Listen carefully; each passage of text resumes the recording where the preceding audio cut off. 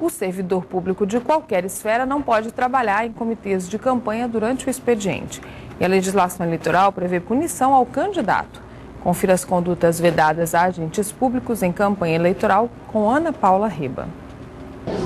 O advogado Rodrigo Lago é especialista em direito eleitoral e nós aproveitamos a visita dele em Palmas para comentar um pouco sobre esse assunto.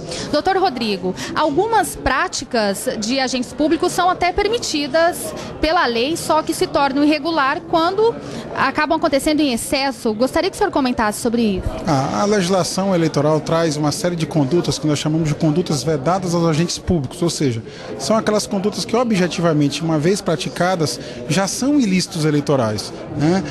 Podemos citar como exemplo a cessão de servidores públicos para a campanha, o uso de bens públicos à disposição de candidaturas ou de partidos políticos, mas há também outras condutas que são lícitas, são permitidas, mas praticadas em excesso configuram o que nós chamamos de abuso de poder político e também podem resultar na cassação de candidaturas ou de diplomas daqueles que sejam eleitos praticando esse tipo de conduta.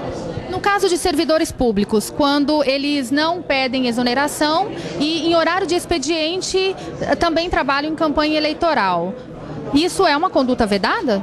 Olha, isso pode ser uma conduta vedada.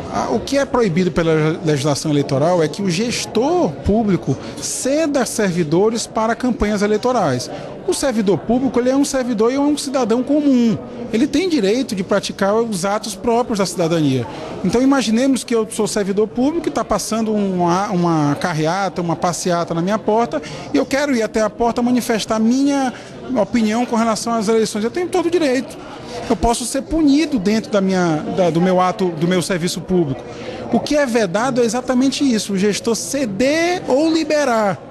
Costumo citar como exemplo, por exemplo, um professor da escola pública que faltou ao serviço para poder ir a um comício. O professor não praticou conduta vedada, ele faltou ao serviço. E por isso que deve ser punido pela administração com desconto daquele dia que ele faltou. Mas o diretor da escola, por exemplo, resolve liberar o ponto de todos os professores no dia do comício. Já o diretor da escola praticou uma conduta que nós chamamos de conduta vedada. E se ele for candidato, ele está sujeito, inclusive, à cassação de seu registro. Se ele não for candidato, ele pode até no futuro ficar inelegível por conta dessa prática que ele cometeu. O senhor poderia citar mais alguns exemplos de condutas vedadas aos agentes públicos? É vedado, por exemplo, aos entes federados, ou seja, a União, o Estado e o município, fazer transferências voluntárias de recurso nesse período. Qual é o objetivo da lei proibir? É proibir que, por exemplo, um governador do estado consiga interferir no resultado das eleições, transferindo para os prefeitos aliados recursos nesse período de 3 meses. E aí eu volto a citar aquele exemplo que eu citei ainda há pouco. Se ele transferir com 4 meses, por exemplo, ele praticou um ato lícito. Mas se ele transferir um volume tal de recursos, mesmo que no 4º mês, ele praticou um abuso de poder político, ou seja, ele usou a máquina administrativa para interferir no resultado das eleições. A consequência disso é a cassação e a inelegibilidade. E além da cassação e da inelegibilidade, pode também gerar outras punições também na esfera administrativa? Óbvio, toda vez que se pratica um abuso de poder, ou seja, algum governante, algum gestor, algum agente público excede no seu direito, no seu dever de cumprir a sua missão pública, ele está sujeito às outras regras disciplinares, como, por exemplo, a lei de improbidade. Eventualmente pode praticar algum crime, dependendo de que tipo de fato ele cometeu.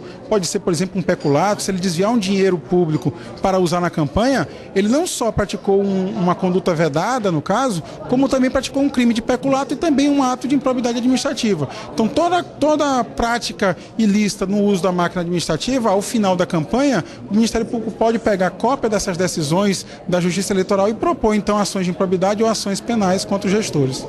Doutor Rodrigo, muito obrigada pela participação no Bom Dia Tocantins. A gente conversou, então, com o advogado Rodrigo Lago, que é especialista em direito eleitoral. Ana Paula Reba, para o Bom Dia Tocantins. A seguir, plano de ação para combater o alcoolismo nas aldeias indígenas.